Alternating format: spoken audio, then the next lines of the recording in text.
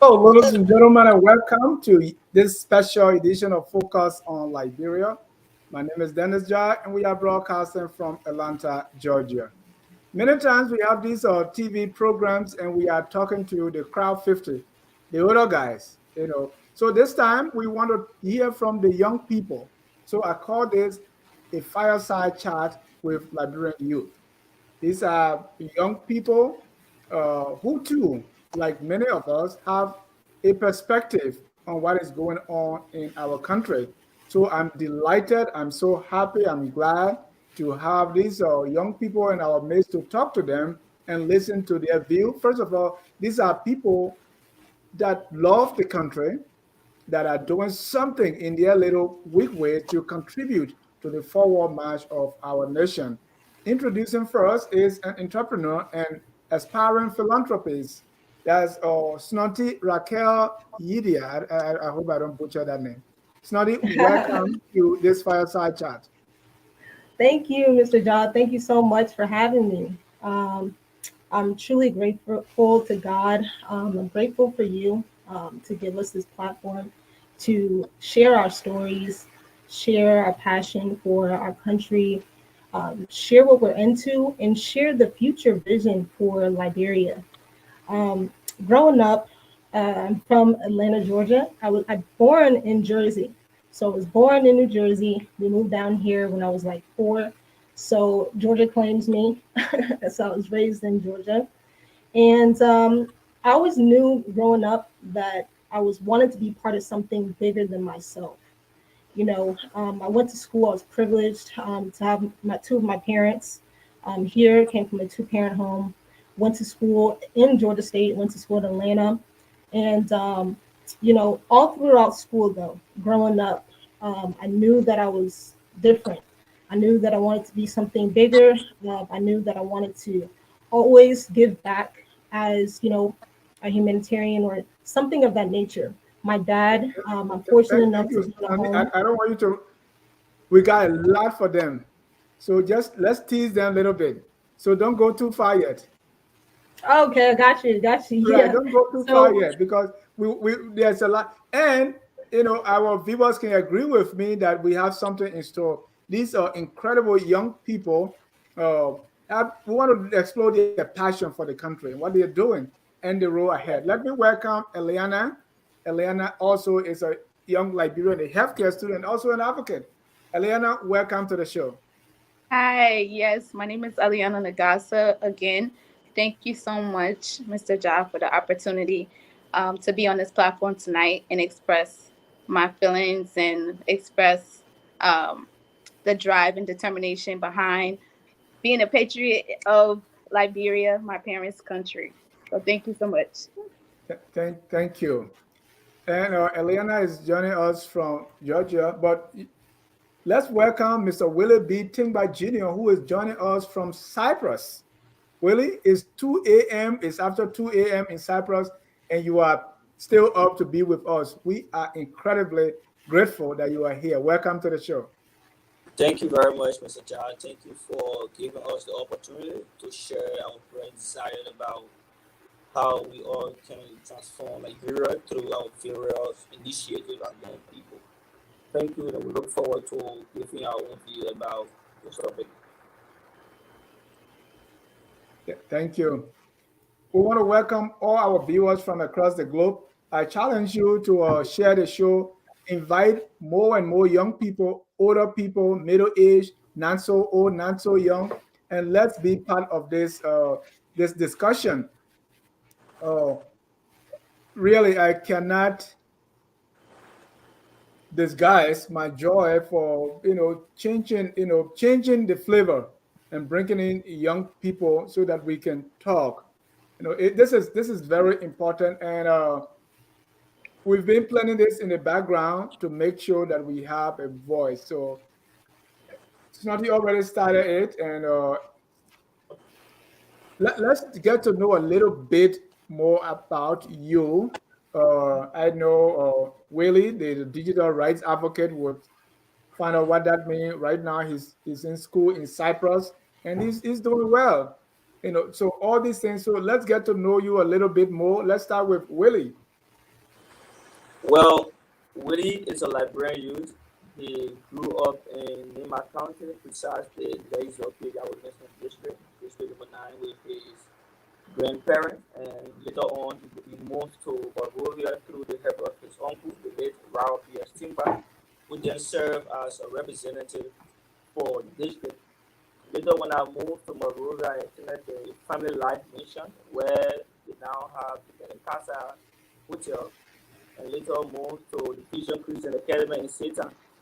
But due to child to the war, since Singapore was the center point for the rebel, my parents and I relocated to Bajin Factory, Dakota, thinking that that place would be a refuge for us.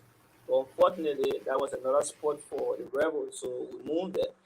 And Mr. Ja, it was interesting to know that when we moved to Bajin Factory, I first hand witnessed my father being flogged by rebel, and then he was asked to do food for them to the Cotton Creek Beach where they had the rebel. And later on, my auntie who have come to spend a weekend with us, she asked my cousin Ben Tingba, my uncle Besto Tingba's son, to relocate to this place we call Omega in Peaceville because there where people were going for refuge. So when we relocated Omega, thinking that that was another spot for us to be until the 2003 war come to an end. Unfortunately, that was another spot that we were, and we had these people, the 18, looking for young people to go on the war front. So I could report that my auntie, normally when people come around, she always ask us to go on her mattress to have ourselves. And we have a couple of our friends in the age of 12, 13, 14, 15. We all got caught up and they went to war front. So luckily for us, we again went back to Nima County, place up here to our grandparents where we were until 20, the 2003, 2004 war came to an end. But fast forward, when I came back to Monrovia, I went to school, but getting back to school was one of the major challenges for me. And for what we have here, I can tell anyone that I'm a person with grades. And all along I went to school, I can recall the time that my parents took their school fund to have me in school. But when I graduated from school from high school in 2012, 2013, I enrolled to university through the help of one Johnson, that Johnson and Puerto, who is now the current lawmaker for District Number 9, Nima County. when I enrolled in school, by the time when I graduated, I wanted to do geology because one of my uncle who work and when he used to work with the lens in mind. So whenever I go to his car to wash his car every morning, I'll find money in his car. But as soon as I think geology is one field that has money. So if I graduate from school, I'm going to do geology. The reason being is that we do not have a career development program in high school. So if a person graduates, where they find interest is what they see.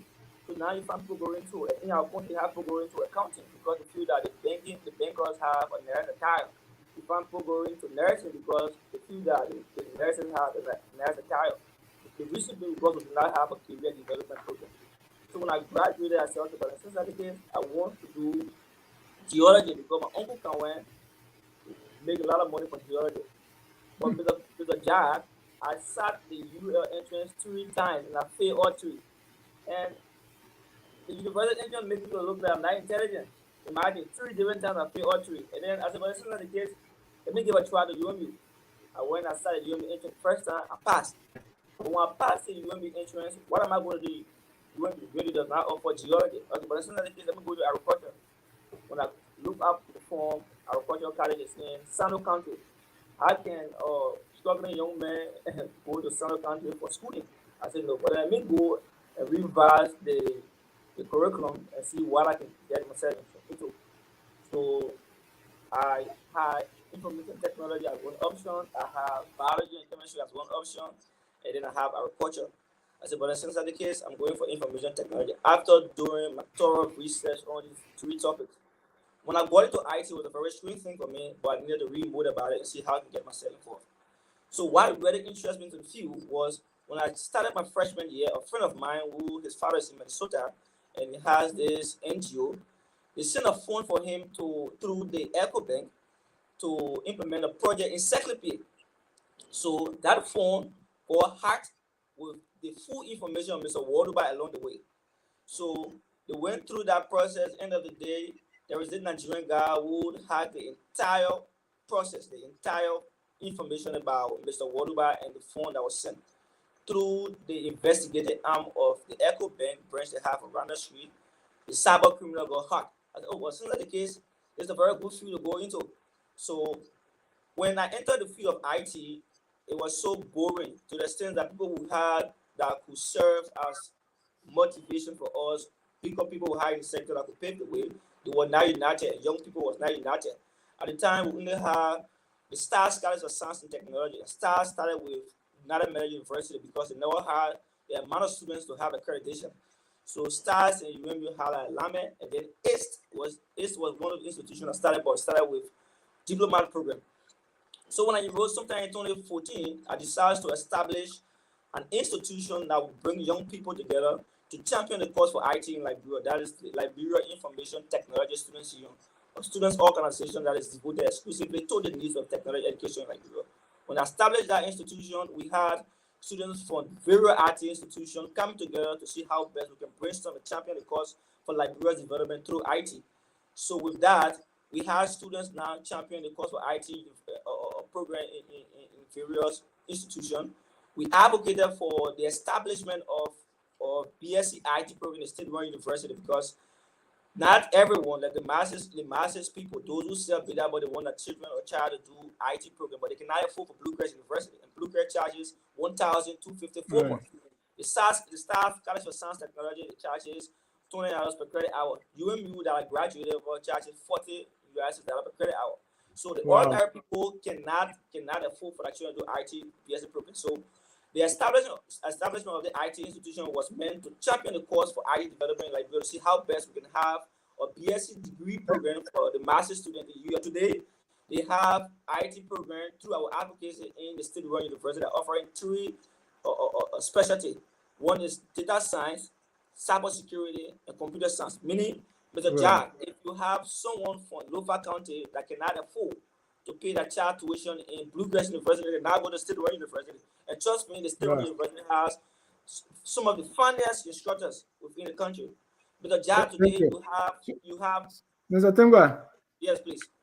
Because we have we'll go deep into it. So currently you are in Cyprus. Let's talk about what you're learning in Cyprus. So I'm currently here for the dual master's program, one in innovation and knowledge management, and another one is information system engineering. How long you got to go? So I got like a year, like Oh next year. So wow, you are almost there. And then you also you are a digital rights advocate. Tell me a little bit about what that means. So I basically champion the cause for IT development using technologies to develop Liberia good across every sector of our knowledge-based economy. So if I find losses within the agriculture sector, I write about how we can align agriculture with technology, connecting farmers with consumers. If I find within the educational sector, I write about it and advocate for it, see how best we can utilize that to transform our country like Liberia. Wow, that's wonderful. Let me go to Eliana. Eliana is a healthcare student and also an advocate. Eliana, a little bit more about yourself. Yes. I currently am in school for still processing. Um, I have completed my certification in medical assisting and also nursing assisting.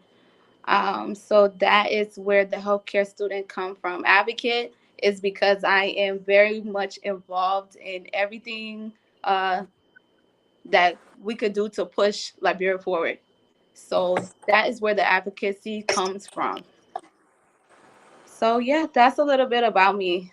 Right. And you asked Willie how long does he have me? I should be done by August.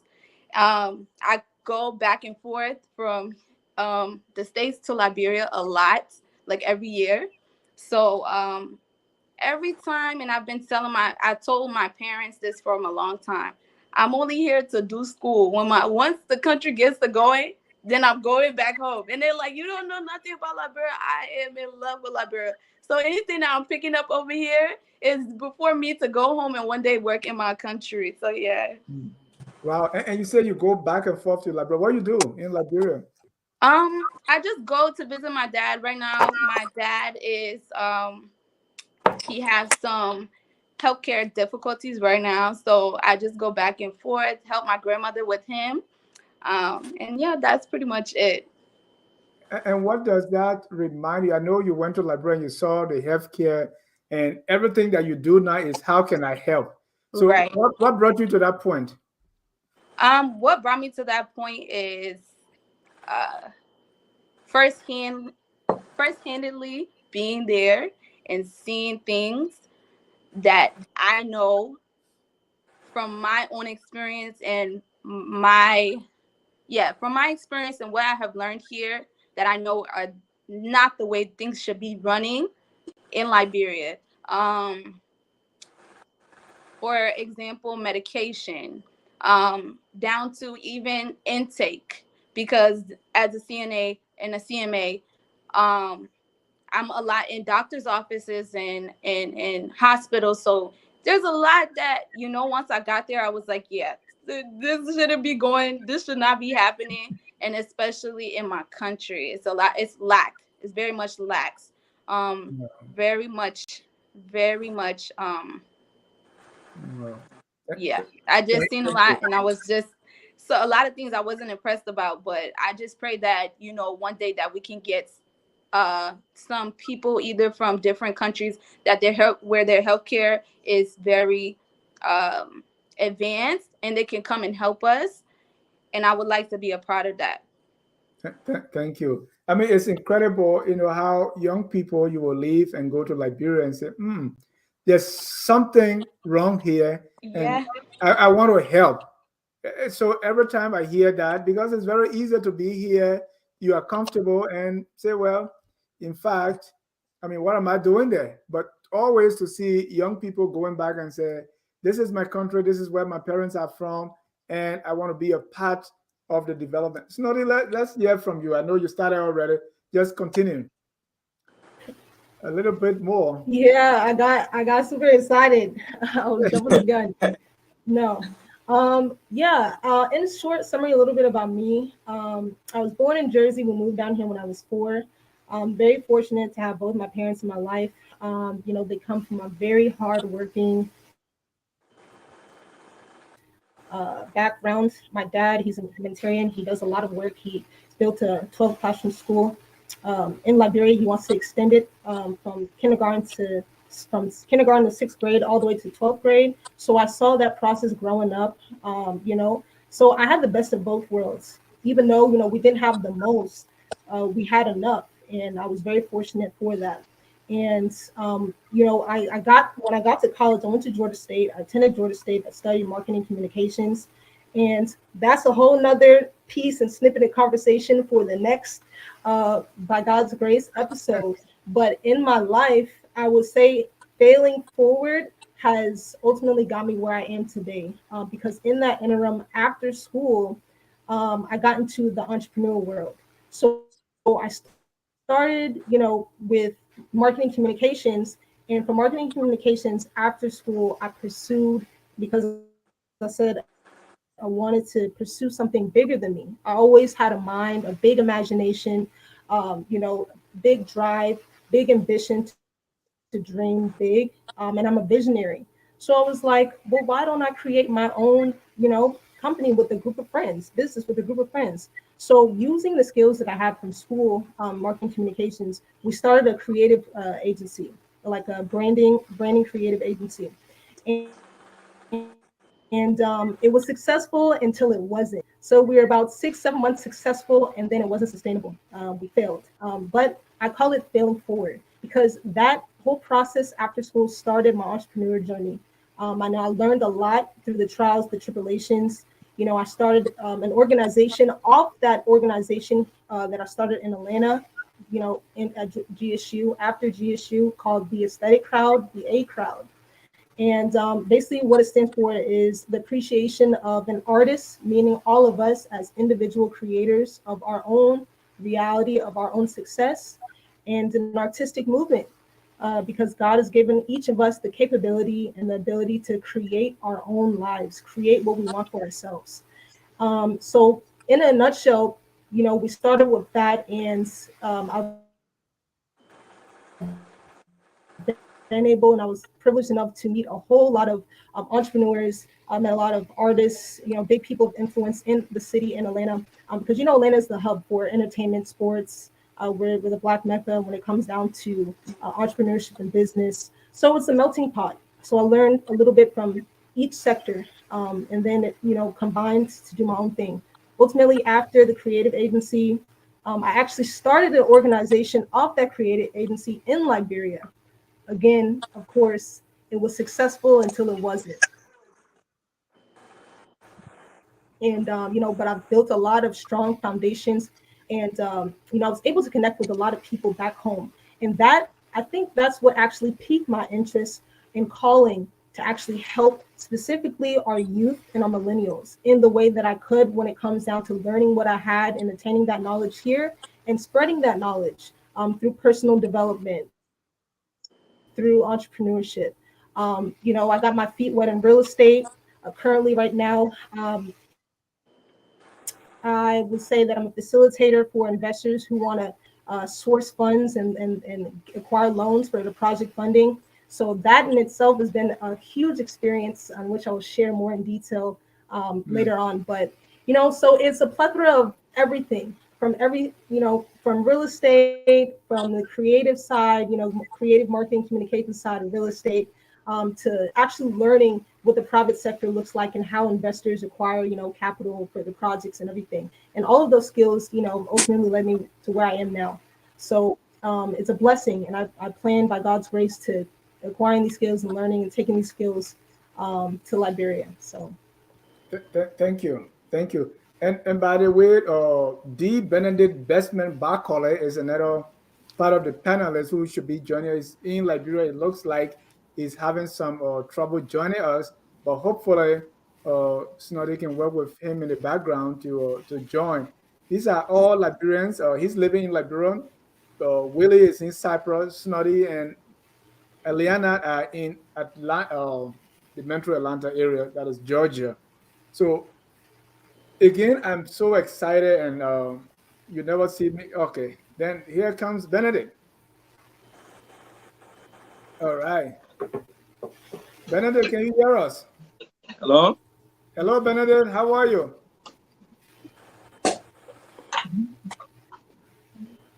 Yeah, I'm hearing you. All right. So, Benedict, let's go ahead. Introduce yourself. By the way, Benedict is the executive. I'm okay. I'm hearing everybody. All right. Go ahead, Benedict, and just quickly introduce yourself. You're hearing me as well, right? Yes. Say something little about yourself. Introduce yourself, sir.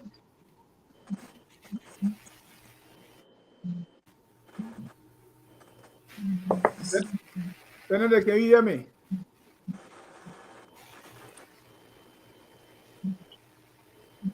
All right. Benedict, you can come in when you can hear me. So, Willie, let me go back to you. I know you're in Cyprus now. You left Liberia. You are doing 2 masters in Cyprus, all related to information technology and innovation. Yeah, I'm getting you. I'm here. Okay, you can hear me. Okay, go ahead. Say something. Yeah, I'm hearing you. Introduce yourself, sir. Who is Benedict Bestman Barkolleh Jr. and what you do?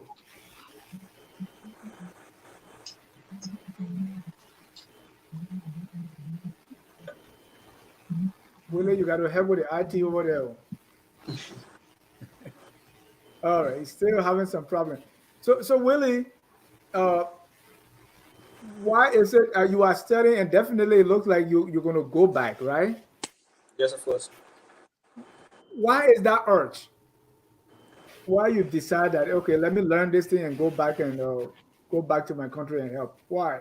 It's a job because I feel that I owe it out to Liberia. Like I said, from the very day I got to know myself through schooling, I have been supported by individuals that have been pocketed with taxpayer money.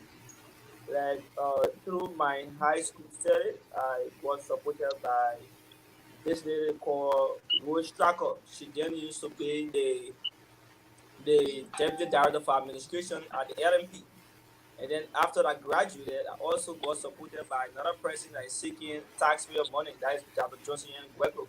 So I feel that, okay, I owe it out to Liberia. I'm not prepared to be an employee or a civil servant before I go back to my country like Liberia. And another thing, I do not feel, safe seeing effort being made or strive being made through the Federal Union of Technology or the very country. And then I do not go back to my country like Liberia to make the same very change. During the fact that we are young people and we hold the matter of power to alter the narrative for our country like Liberia. So I feel compelled to go back to my country to make the difference in our seas here and feel how best we can implement that in our country for its development. Thank you. Benedict, can you hear me now? Can you introduce yourself?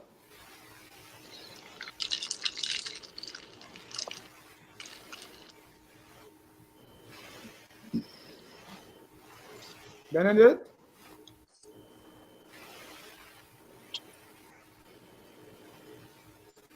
And Benedict is having Hello? this. Yeah, go ahead, Benedict. Yeah, I'm getting you. No, you're not getting me. So Benedict, please introduce yourself.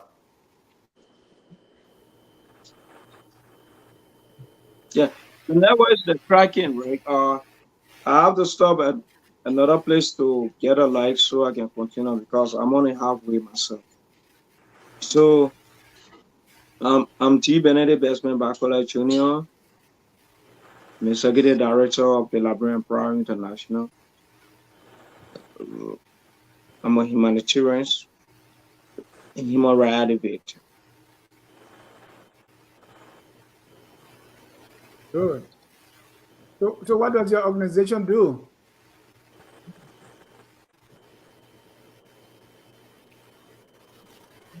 Benedict? My organizations are into 3 sectors of this country, which is the health, agriculture, and education. And when we have to discuss about the health and agriculture and education, I don't know if I should go through that, but you just asked me what my organization are into. And these are the 3 sectors that the organization of the Liberian Prime International are into. Okay. So give us a little more. All right. I just want to, if you are just joining us, this is a fireside chat with Liberian youth. You're I don't breaking know. off. My I don't network know. is bad, but I will Yeah, still be on the show. right. So as of today, the demographics of Liberia constitute 2.7 million women and 2.7 million men, which means there are 1,022 men per 1,000 women. It's very close, 50-51%. So when we look at the distribution, 50% of our population is 19 years or younger. Think Mm-hmm. about that. 50 years, 19 or younger. 46% is between 20 and 64, and all of us fall into that. And then you have a very small one, 3%, 3.2% above 65. So you would say Liberia is a very young country, right? The median age is No, 23. go Current, ahead. current I population asked is, where I wanted to come in. Just go ahead. all right.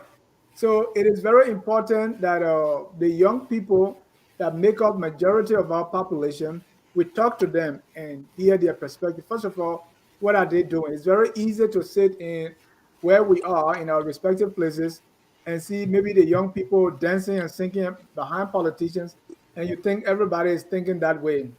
But there are a lot of things that are going on, and that's why I think we should hear from the young people. Mr. Barkolleh, can you hear me?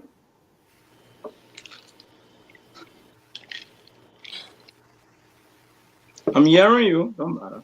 All right. So go ahead and tell us a little bit about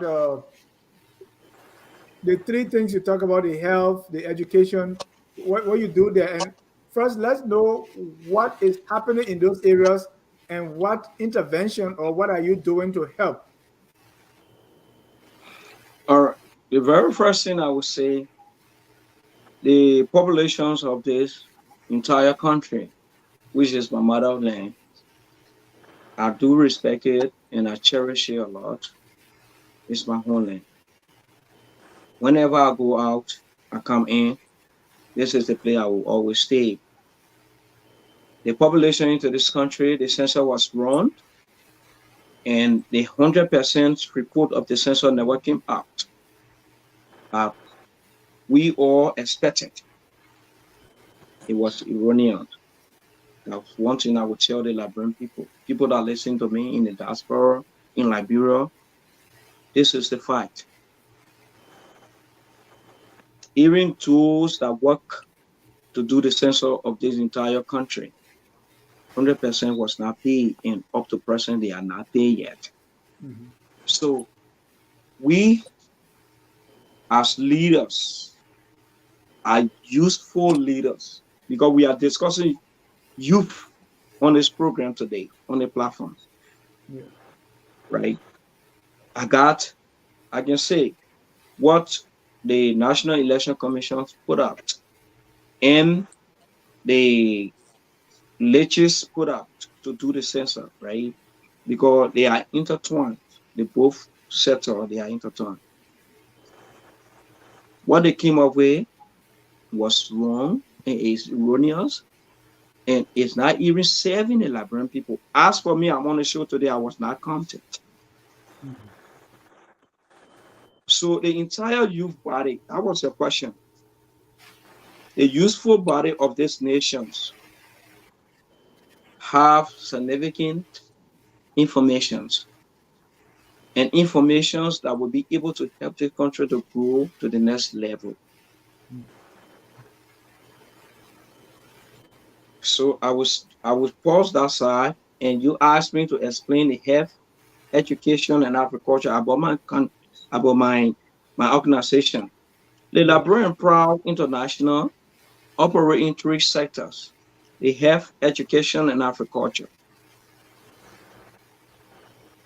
The educational sector, I would start with that. The Liberian Pride International organization have given serious scholarships to the youth impaired community to the disbanded youth, what people can say, the smoking and stuff and like that, in schools that are relevant, the worldwide missions, the Salvation Army, which is William in the Ray Light, the East in Bond County, the Lutheran School in Bond County, and the Salvation High School in Bond County. The educational side of my organization, this is how far we are gone, and we have extended in the Southeast region in Sino, River G, and Grand Crew, and Maryland. I got my setup built there, the educational setup. This is what we're discussing. And there are teams from that place, and everybody up there. And when you go to in the central region, you deal with Bond County, you deal with Lofa, Nima, and that of my Gibi. So the educational aspect, this is how far the Liberian Pride International Organization have gone. Thank you, When it comes to the health sector, Benedict, I would like to tell you today, right? Yeah, I would like to tell you, yeah. Yeah, I say I got these pictures from you. I'm listening. On the educational sector. These are pictures that I got from you. Okay. Irrelevant, you can display it to the world and whatever, right? When it comes to the health sector, right? If you see our country, we are all young people. We are intellect, we read between the lines, and we know what's good for our country, and we know what's supposed to be in our country. The health sector, this particular government, I'm not deterring government, I'm not, looking down on government, right? But if you go to the rural sides of our country, even in Maserado here, right to JFK, people will go and donate. A whole lot of organizations will go, UC, Red Cross, and what have you. They will go and donate drugs there. If you carry patients there, they will tell you should go outside and buy drugs. But as for my organization, I will rest assured and tell you, we want to see the betterment of this country. The Liberian Proud International have always been contributing to various hospitals around the country. Phoebe, Central Phoebe in Bond County, the JFK in Maserado, the Tabeda Hospital in Nima County. We are always there with them to assure the life that will be given back to people. And 100% what we operate in as the Liberian Proud International is giving birth to the next generation that are coming after us. So Benedict, 100% prioritize that. Where you get money from always give it. fund these projects? Yeah. Where you get the money from? The funding project, we don't have a funding project. I said this on national radio, on the Liberian national televisions, and I can always say this, right? And I'm saying it right now on Focus on Liberian Youth, John. We are all three. We pay to love it. We pay to love it. Between each and every one of us, we are three. We collect money, which is Shane Kafima, which is Helen, Kamu, and D. Benedict Bestman Barkolleh. Because we know the health of our country pay a lot. The entire 15 county, when it comes to the health, agriculture, and education, I have traveled. I got records, I got photos to display on each and every one of these setups. our country have been going down. So that's why you see the organizations of me and my two siblings. We are always contributing to it. Thank you. Thank you. I appreciate that. I mean, So I can go to the agriculture. You mentioned three things. all right, quickly. The agriculture sector of Liberia. Any other nation you go across the entire world, agriculture boosts economics. But in my country, you will see a lot of people will come out with fake organization, with fake things because they want to get money.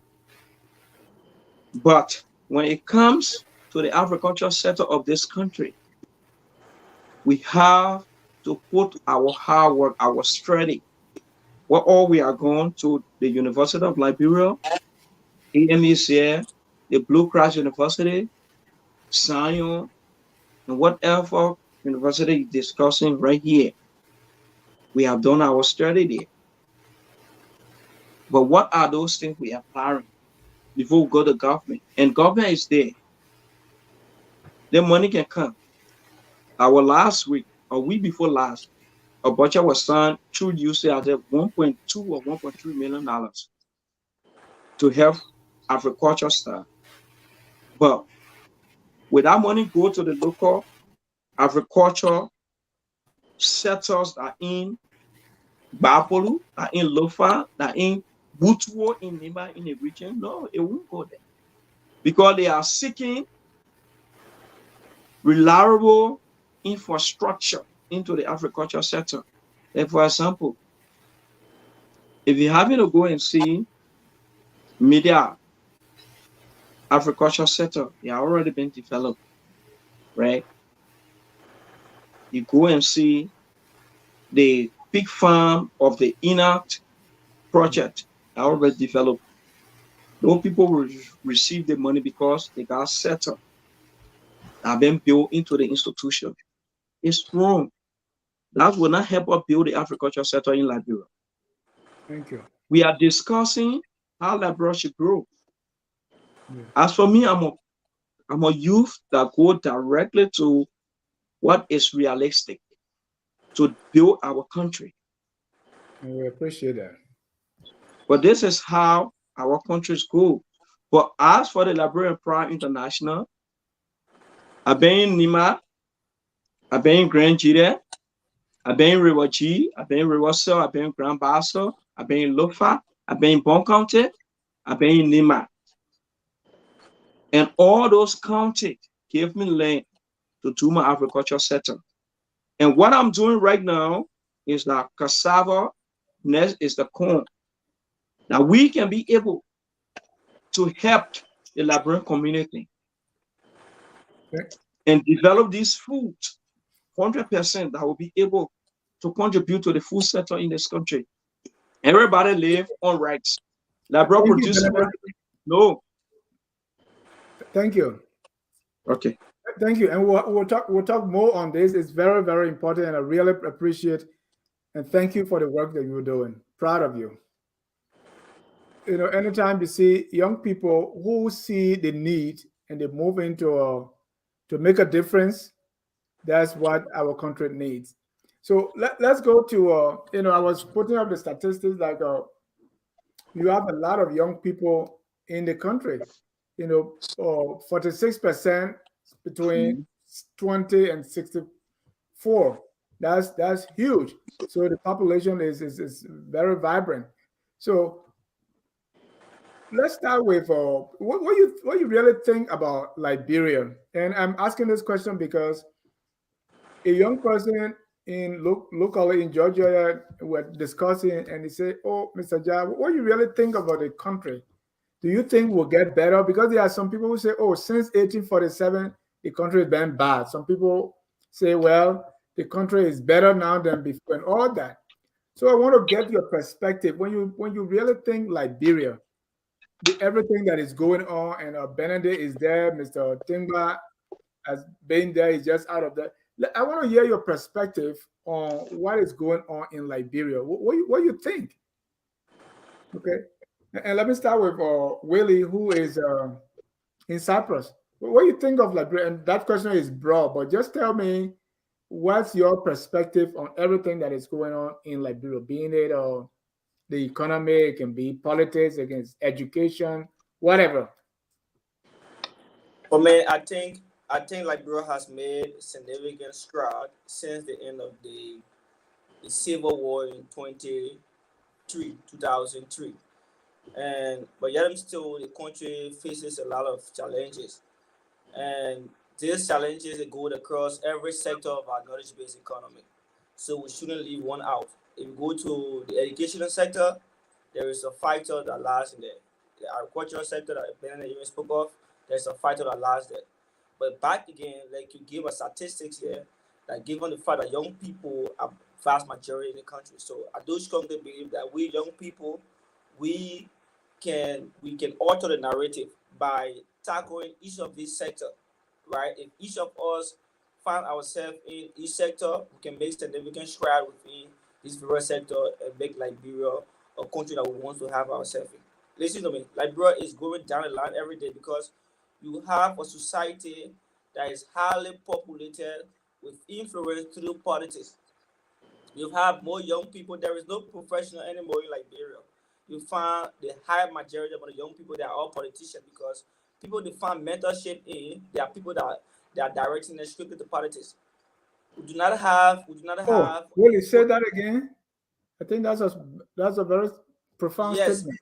yes, young people that will find mentorship in are driving us to politics. They are not driving us to find a profession.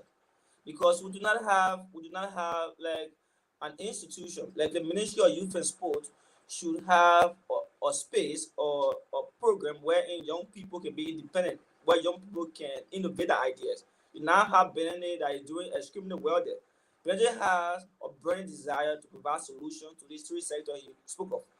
How can Benedict find a space to implement his own idea that he has? So now I think Liberia is not making the stride I would think that it needs to make. How can we make the stride that Liberia needs to make? Now, why if we have a national innovation hub or research center where young people from diverse background can gather and see how best we can innovate our idea and alter the narrative for each sector. For example, if you come from the agricultural sector, you have your ideas. How can you bring your idea to reality? We need a space for that. People from the health sector have an idea. How can you bring your idea to reality? Mind you, Morovia is not. Oh, we lost your voice. Willie, Willie, can you hear us? Willie, we just lost you. We can hear you.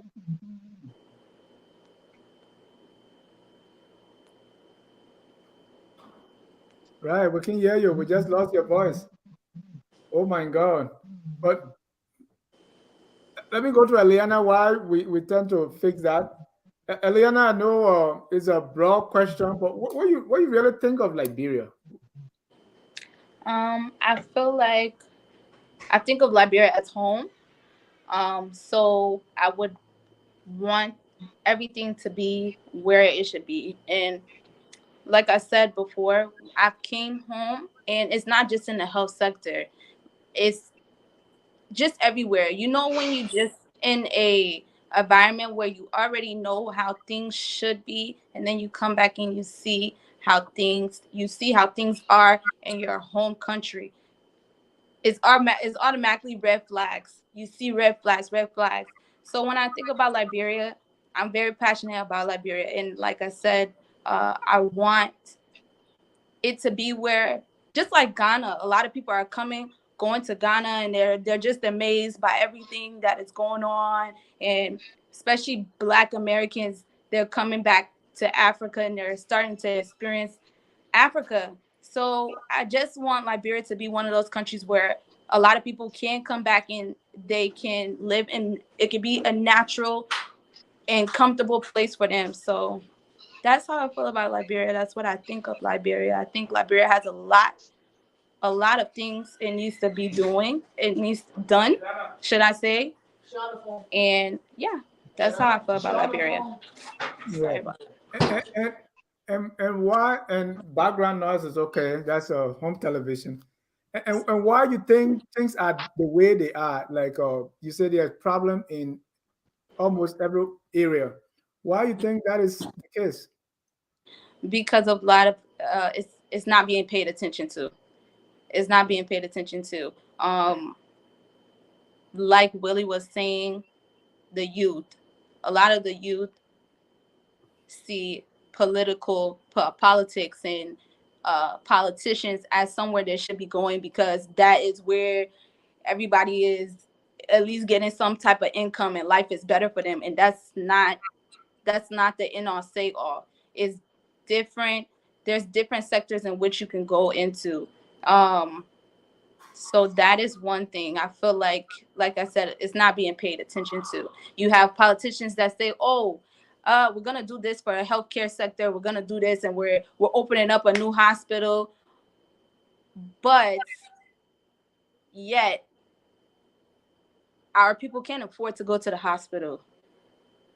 You have women that are still giving birth in the villages with uh mothers with mothers and stuff like that. People are Yeah. still, This old midwife, like for me, midwife. I, Exactly. behind the house on plantain leaf, just like me. Exactly. So that type of thing there is what I'm saying when I say it's not being paid attention to. It's not being paid attention to, and that's what we lack. Wow. Yeah. Wow. Snotty, let me come to you. I see the green in your face as your colleagues are talking. What's your perspective on when it comes to the way things are in Liberia? What do you think? Well, Mr. Ja, I'm super passionate, and I'm thankful for us having everybody on the show because everybody has different perspectives based on where they are. I know Aliana, she's been home. She's here in the diaspora. She's been home. Benedict currently is home right now. Willie, Liberia is home, but he left abroad to study. And I personally have not been to Liberia yet. But let me take it back to my name. My first name is Snarty. Snarty means God's time. And I was just be, ashamed of my name. I would go to school. I start running to the substitute teacher or the teacher first week of school. Oh my gosh! And you know how children are ruthless, and they'll get to the end of the name, my last name, and they'll call my name Snorty. Who is Snorty?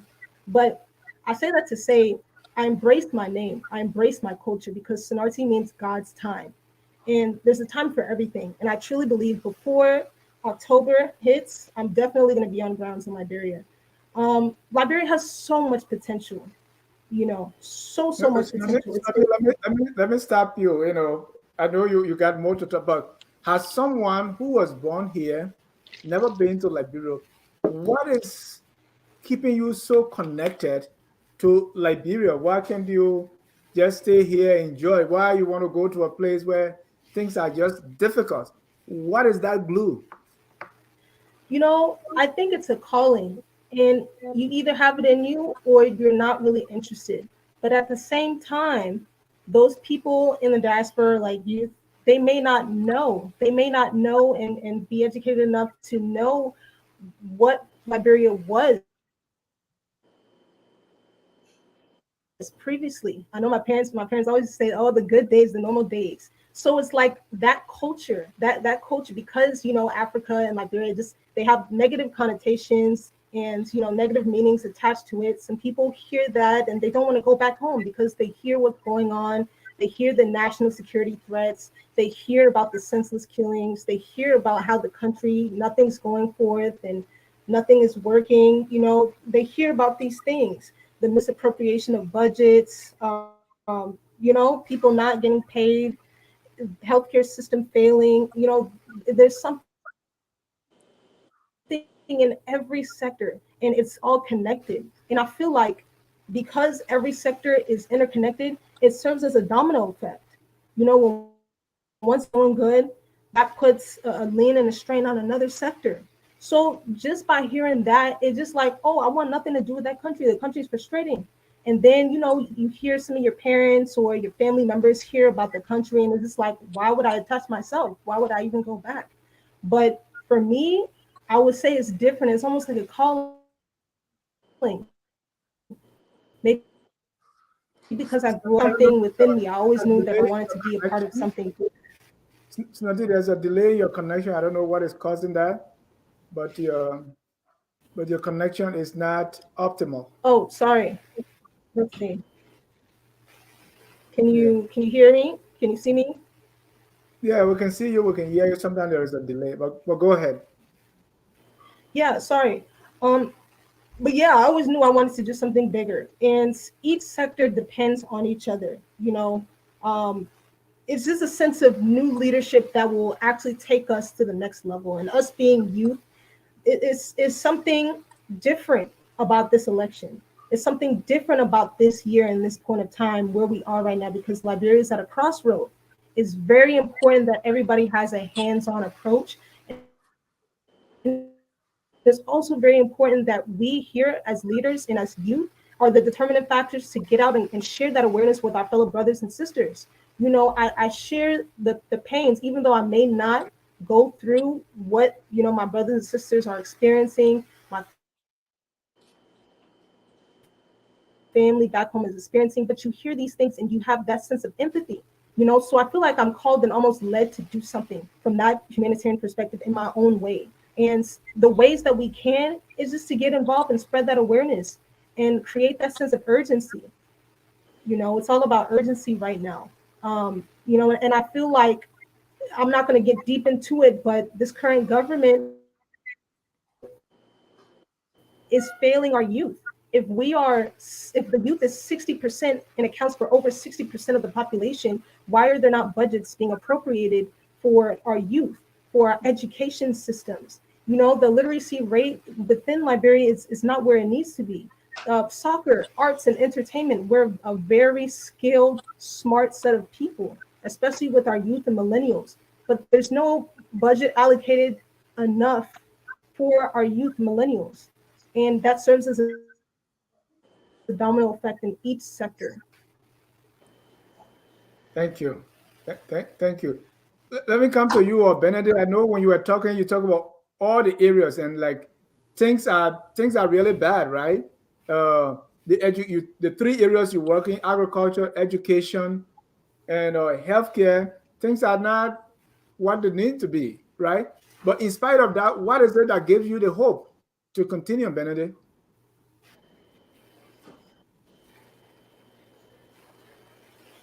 Benedict, unmute yourself. You are muted. Mute your line.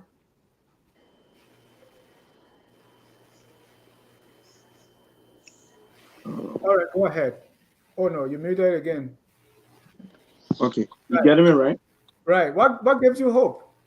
Okay, this is what that gave me hope. This country is the country that I will never be deported from. And this country is the country that I'm going to sort and plan everything that I've been struggling for with through my educational sector, physical, emotional, mind. That is my aspect. But let me go to your questions that you asked. The entire youth sector in this country, we are 100% over to give who will be the next president of this country. I'll stop there.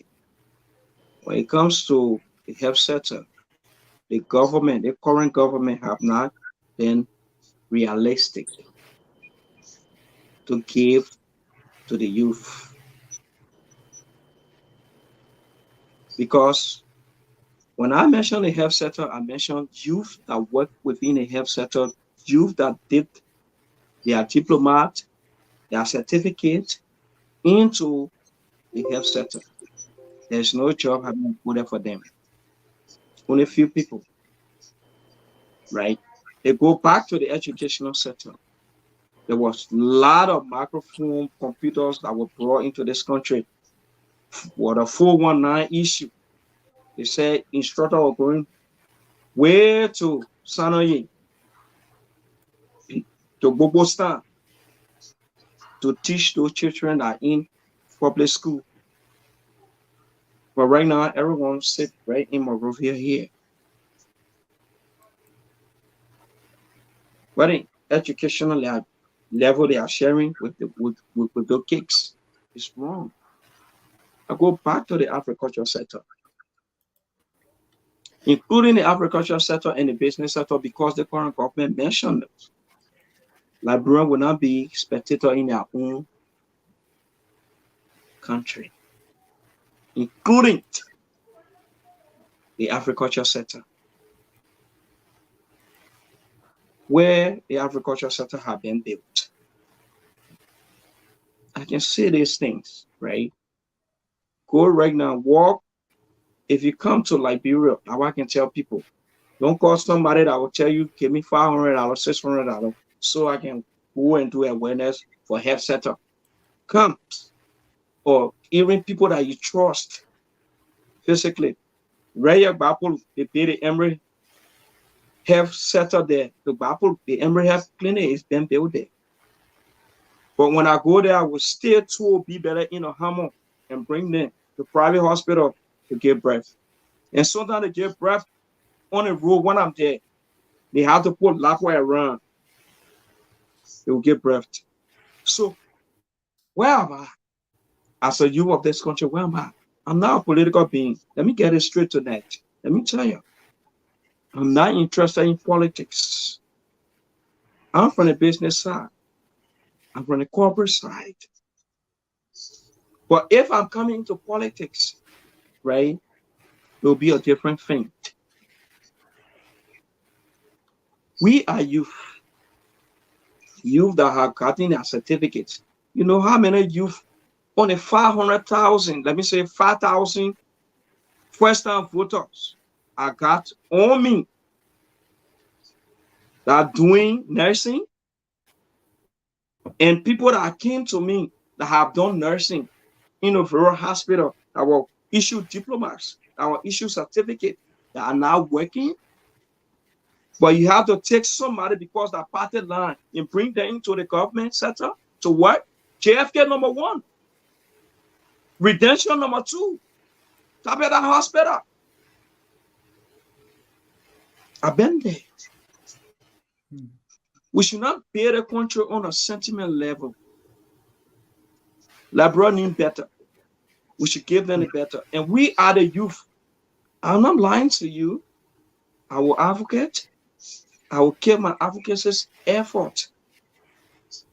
What I feel that it won't end, but the next generation will end it for me. Thank you. Then we'll come to the agriculture level. Look at UL.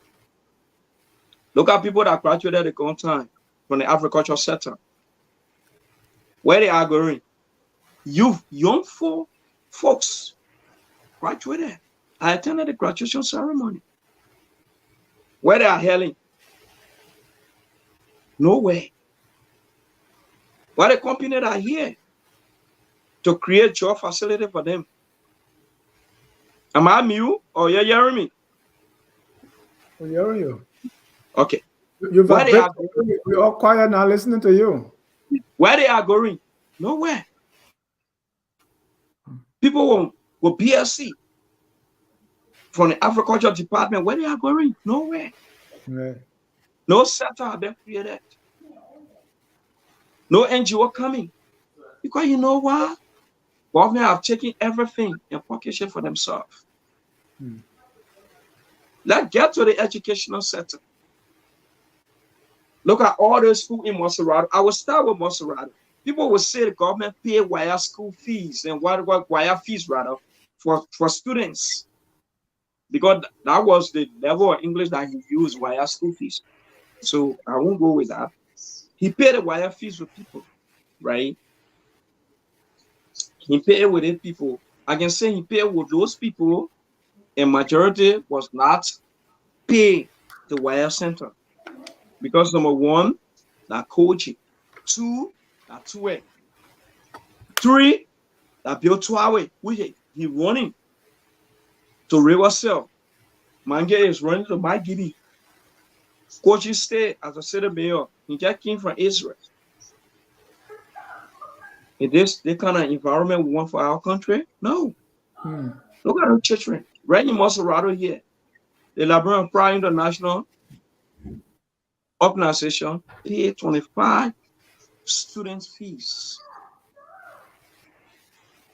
And you saw people that came, oh, they don't have the child, but they have something, they got name.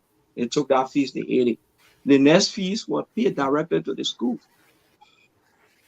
I can tell anybody, you will see somebody blind here, they will say they need fees. They got some people go and pay to the school. They'll be rewarded from the school. This is a fight.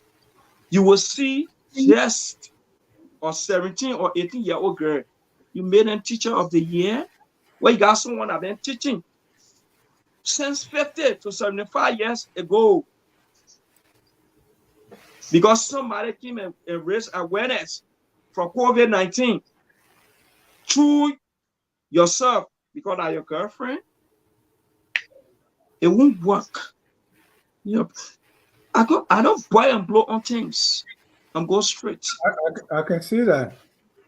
I can go straight. You go and get certificate to all teacher of the year, but you're leaving the Oma Quarter beyond there. In Swetu, that taught people for more than 60, 45, 30 years ago.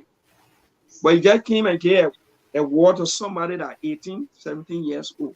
You know what you're thinking? What should I provide for those people? Or for students, right? You must rather, yeah, what should I provide for them? What level of education? We should not do these things. As for me, I stand as a youth and as a person that want to see this country that will develop to the next level. The tourist sectors, if you develop those tourist sectors, it pays a lot. Agriculture brings economies to the country, education and health sector. So why those senators or representatives, example, Limi, she got sick, he had to run her to Ghana. So why JFK couldn't keep them? Edward Ford, my former representative, his daughter died right after JFK. What was the cost? Classic. I was there. He told me, he said, you seen it? You added it? I said, yeah, I'm seeing it. You know what it is?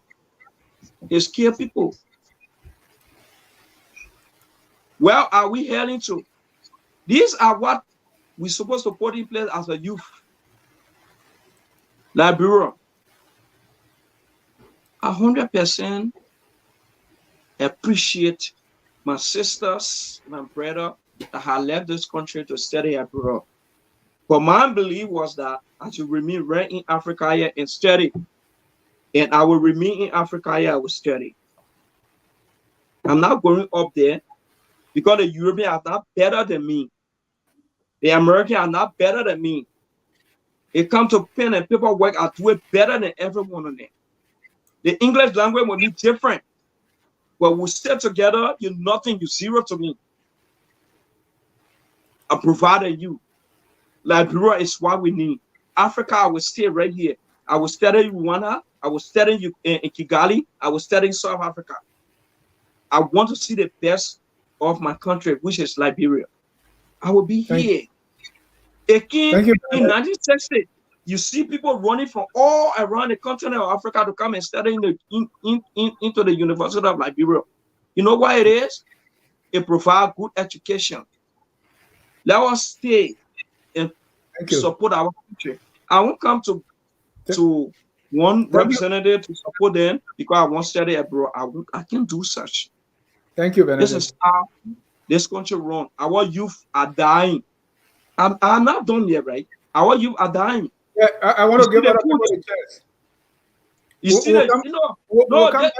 that's a We'll come swap. back to That's a you. swap when you give me the platform, I should address it, Right. right? I should And we'll come address back. it. You We'll see come that back you to right you. now, you know how many I got two dead body lying now, right? I have to go pay money for people to give them of just a burial because of pooch. I've been talking to them, but they're Right. not getting it. That drug. I came from Kakata Highway. I test Reiki. I tested her. I said on the highway are coming. I was talking to people. I'm not just here. I'm not going to go on social media. I'm now a social media personnel to come and just be talking, going live and something. But when I'm ready to write, you're not even able to end my writing. I can write and I will put my idea in it. Or level you to understand it. One time she told me, when you read long like that, people will not understand it. I said, yeah, they will understand it. The Liberians are there to change this country. They will understand things. I'm not doing copy and paste and whatever I read directly from what my hair gave me. We should be a generational changer. We as the youth here, you on the platform today, it's not a boy and blue, go beyond somebody and get money from them. Go straight. Take your own initiative as a youth. Change somebody's life up there. And somebody will come to you. And that particular somebody change their life, they will change somebody's life. And that particular person will come to you. This is how life goes. To build a country, Rwanda never came from a grassroots area to come and build. Paul Gikali spoke to me one time on a conference personally. He said, a delivering has come. You should stay here. Instead, I say, I can never do it. This is my first time into your country. I presented here. My presentation is meant on Africa, especially Liberia. I will always stand by it. And before we close here, I will tell you people, right? Every one of us, when it comes to the health, education, agriculture, right? Whether you give your money to John Brown or Peter Brown, or your support or your idea to Peter Brown, these are things that build a country. Rwanda boasts of it. Rwanda ran out the capital city, it's green. Kigali is green. I went there. Every Thursday, I can drive. Car can run there. No moving object will run there. So these are things our country needs. Let us give the first preference to our country. You gotta forget about the destructive politics in our country, because it destroys all. It's not constructive. And focus. Thank you, Benedict. I will come back to you. Okay. Benny has a brain desire. Yeah, I can see the passion, and I really appreciate your time here tonight and the passion with which you are speaking. Well, I think Willie talked about the war a little bit. I'm curious, like the Liberian Civil War. Sometime, and I think you hear your parents or somebody saying, "Oh, no more days Liberia," or what it was like. I don't know if any of you, or besides Willie already talked about it, experienced the Liberian Civil War. So, what is your experience, and how does having that Civil War experience or not having it, how does it really inform or affect the way you look at Liberia? Like some of us, I was a teenager when the war came, and I was in it all through, and up to now, I still reflect on it. Even when I came to America, I still had nightmares. I couldn't even go through a toll booth because of the checkpoints we were passing. And when 2005 came, the whole idea of the Civil War, who caused it, who hand was in it, my decision to support people was based on that. These people killed us, they did this, and they never apologized. So if you saw the war, or you didn't see the war, or you didn't hear about it, or you read about it, how does that affect the way you think and feel about Liberia? Let me start with Snotty. You were born here. Yeah, I I hear bits and stories about it. I'm 27 years young, so during that time, uh, the war was in its like climate, if you will, climax, in the late 80s, early 90s, and everything, and then post-war. But you hear about the repercussions. You hear how the Liberia was built in all her majesty, and how she was actually one of the leading nations on the world stage. A lot of people from neighboring countries used to come just to acquire and obtain Liberian visa, and then from that to a post-war status, it affected everybody on every levels. It's like detrimental. Around 1972, I want to say Liberia accounted for 80%. It was over. The GDP was over. Even China, India, Taiwan, all of those countries, Liberia was over that in accounting for GDP. And now it's like to see them take a detrimental hit, like around after 93%, a 93% drop from that 80%, 83% around 1972. So that's a major drop.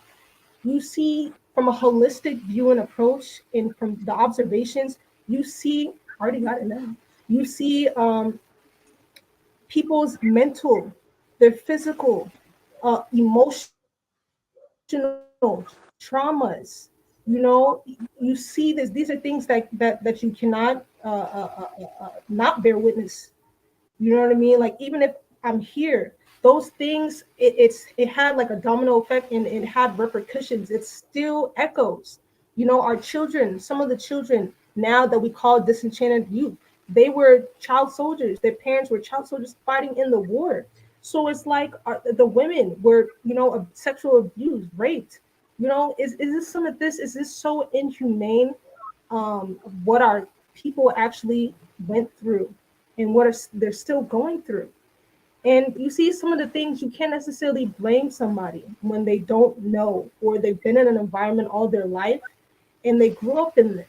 Some of us, people our age, they've grown up, that's all they know is the struggle and then the hardships. And imagine their parents, what they went through, what they had to see. How can you see somebody, a pregnant woman, getting sliced in half, her stomach getting sliced in half, young children seeing bodies in the road? I can't even imagine and put myself in their shoes. The resilience that our people have is beyond me. And sometimes I say, oh, I'm going through this, going through this. I can't even talk hardship because I don't know what hardship necessarily feels like when I compare myself to my brothers, my sisters, my family back home, my aunties, my uncles. You know what I mean? So it's just like having that sense of empathy and seeing from those lenses. But also on the interim and on the other side of the spectrum, we see where the country can go. That's why I said this election here, Liberia is in a super crossroad, and it takes every single one of us to use our voice, our resources, our network in every way that we can, because we're contributing to this history. You see, history repeats itself. As Liberia was on the world stage and people were knocking at her door to, utilize her resources, her commodities, in everything that she was. We can do that plus more because of this different generation. So I see upside potential. We have 5.3 million people compared to a Ghana or a Nigeria. This is far manageable. And when I sit down and talk to people that are not from Liberia, when I talk to, investors potentially looking at the country, they're like, this is a gem. This is a gem. So I have so much faith because our people are resilient, because of their strong nature, because of what they went through. I feel like everything has timing, and God is ready to take Liberia to the next level. There's so much bloodshed that's been shed in my country, and I feel like it's time for a cleansing and a new generation to front that, to be at the front lines, to facilitate that. That's why it's super crucial for us to speak to our young people, to speak to our youth, both in the diaspora and back home, to get serious about this, to use our voices. I know it's not easy, but we're with you. We with you. We stand with you. The war affected everything in every sector. And that's one of the major things that stem the corruption. You have our minerals and our commodities our precious metals being exploited off the realm and in the name of monies. Our concessions are being, you got swine casting pearls before swine, you know, off of blood diamond money. You know, these things, there's no compliance. There's no, and that was just a repercussion and a ripple effect. That's what happened that we saw from the war. But we can change these things with the right government, with the right administration, in our hearts and minds. You know what I mean? With the intention. And I'm very big on leadership. I'm very big on personal development. And that's one of the main things from a holistic view. I plan on giving services when it comes down to actually being a voice and an advocate to help my young brothers and sisters know that they're not forgotten and that they can heal if they allow. You know, it's all about intention. That's what speaking to the hearts and minds really mean. And I feel like we can start a revolution, and we can start a positive revolution in love and understanding and in togetherness by using our resources. Because this is a critical time right now. You know, so despite everything post-war, during the war, moving forward, we can see how the country was, and as youth, know that we want different. And we're going to acquire and facilitate different because we're on the front lines. Thank you. Benedict, you are, you know, you are there, Benedict. A lot of things people say, oh, it's because of the war. How being on the ground and seeing, you know, the war ending, I don't know how old you were, but how is this blaming it on the war? How do you look at it? And what do you think the damage of the, because you see the damage of the war around you, you see the disadvantaged youth, you see the drug use and the abuse, right? What does that tell you about the war, and what you think the effect of the war is and how we are dealing with it now? Let us say this, right? It's okay. Oh, it's fine. My father was killed by the war, so my father was killed by Prince Johnson, so I'm not with it. It's okay. It's not big out of time. My dad was killed by Prince Johnson.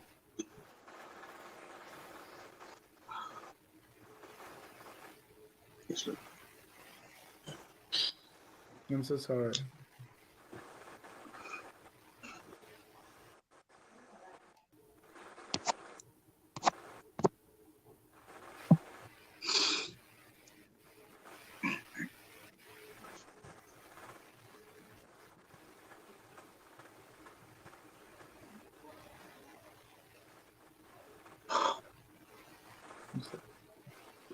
I'm really sorry.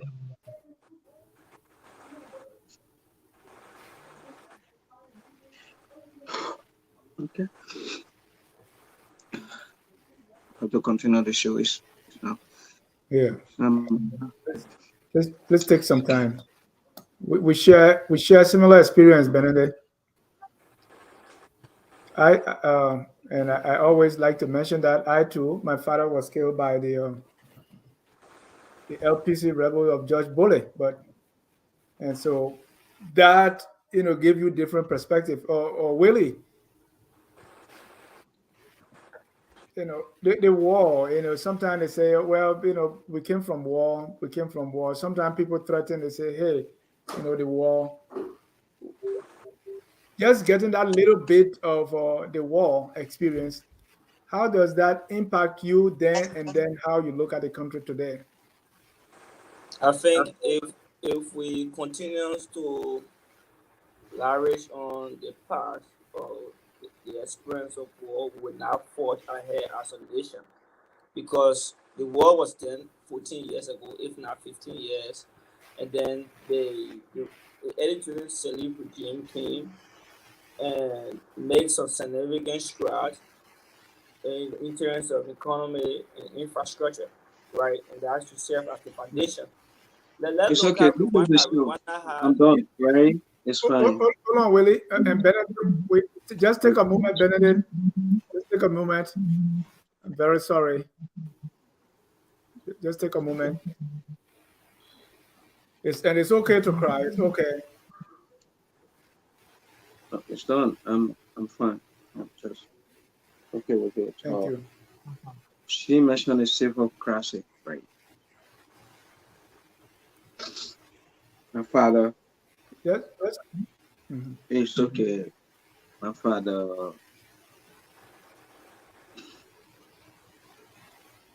lived a life for his children. He was not part of war. He was doing his businesses and stuff like that. I won't go to that before I keep continuing my tears. Yeah, I'm so sorry. But this is the fight, right?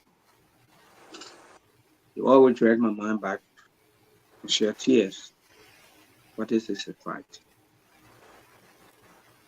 I was youthful age at this time, and what the Civil War affected me from 1990 was the death of my father. When Prince Johnson murdered my father at the Freeport. So I was one of my infant of the Civil War from 1990. In 2003, my mother too was affected at that time. Before even we get our ticket to go to Ghana, she was victimized, she was beaten. Despite she was not raped, she was beaten. She was hung up for 2 days on a chain,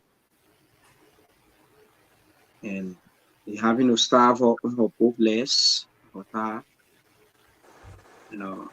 both legs. She bleeded a lot. I just got favor, and up to now she was me. I can appreciate God for that. That's by her sister are all in the States, but she maneuvered for them. She was not part of any war factor and stuff like that. I was my infant in 2003. From 2003 up to 2005, I was my infant. That was what the Civil War 1990 affected me, of my dad, and 2003 affected my mother. That's why I was in Ghana. All of a sudden, the army paid in Ghana. We went to the Budugura camp for 2 weeks, and we were left from that Budugura camp for the 2 weeks.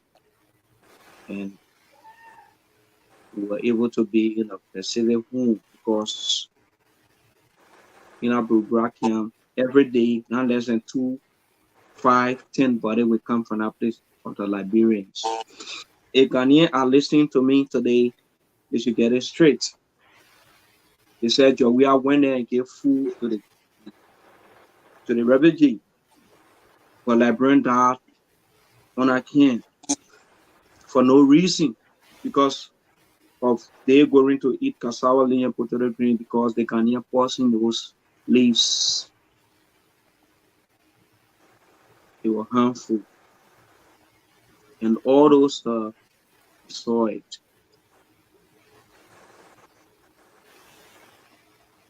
So when it comes to the youthful generation of our country and what we want to do, it is right, apart from the infant of the Civil War. But what present that affecting our youthful generation here are numerous issues. Forget about the push just skin. Misleading your youth as a current government. Misleading your youth. It never started from Jawia time. It started from Helen regime. Because the youth had this nation. I can rest and show what are Helen support Alexander B. Cummings, I care less about it. I'm well knowing. I'm not in any other political party. I support who I want to support. This is not my first time saying it. I was not in politics, but I decided to be in politics. It's fine. It started from her regime after Tito left. Forget about Tito. You should not mention Tito in it because Tito's entire regime people classify as a warring fracture stuff. That will start from Helen. It's 12 years she got from here. What the impact she did on the youth? There's no impact. The impact she did on youth was specific, personal stuff, personal issue. That does not pay. That's why she's a mother. I'm not insulted, but that's the fact. Go to Helen, grandmother or grandparent where they were buried. She went on our road twice, and I was on our road twice with her. What she did there, nothing. But what she did, she marginalized the youth there, insulted them on the Atherton Road. Go and see the road now. The Atherton Main Road is the backward road due to her insult. The only road I lead to Atherton right now, I tell you, use the hydro. You gotta get this thing straight. You don't bring old wine in the new bottle. I will get it straight to people. You know what killing our youth? There are two brothers on the show and two sisters on the show. I don't know you. I have not seen you before. I'm not interacted with you physically before. But if you come to Liberia, you just give $5, $10 to every youth that come across you. Every day, you go outside there, you cause trouble because they are already traumatized. They will support you. They will not even ask, what are you right or wrong? They will support you. Kill somebody. Is this the way our country is supposed to run when it comes to the youthful stuff? No. Our country are going so bad. I can rest assured and tell anybody, Liberia is my home. I should defend it. If somebody kill me here, fine. I will get a fitting burial. But it started for Helen, and it still continue. Our youth in this day, forget about push that I directly told you. If you were lied to from Helen, they were lied to by we are. If you see majority of those guys, apart from those that are taking push, they are smoking the opium, they will tell you that we must go. Because what he said to the people, our business people will not be spectator in their own economics. Look at our businesses right now. Look at the UR rate. I changed just a $5 to Kakata halfway, and I'm still on the halfway. I'm sitting in my family house. I'm still on the halfway. I think I told Ricky, right? Yeah. I'm still sitting here. Yeah. We want you to get home quickly. No, I won't get home. It's okay. Don't bother about my home going. This is the fact, right? This is the fact. If you see people, you lie to people, I will transform your life. But the money is coming, but you're investing in money. What I prove to you? You lie to the generation. And the youthful age of this nation pay a lot to this country. Where are we? Would you just sit on a platform? And what you see, majority of my stuff is not on Facebook. I do my things, beyond cover, and I come up. I will support my youth. Educationally, the youth are dead. Health, the youth are dead. Agriculturally, the youth are dead. People just graduated where they are. They're sitting here, they're drinking Ganagana. And the new drink I just came, they say Ganagana zero. If all in the states, there are people requesting for it. Now, what they're drinking, what they have shredded, where it will be placed. You should get it straight. I'm here. I don't have job. I dream my later want to go to my family when you come back. I don't have job.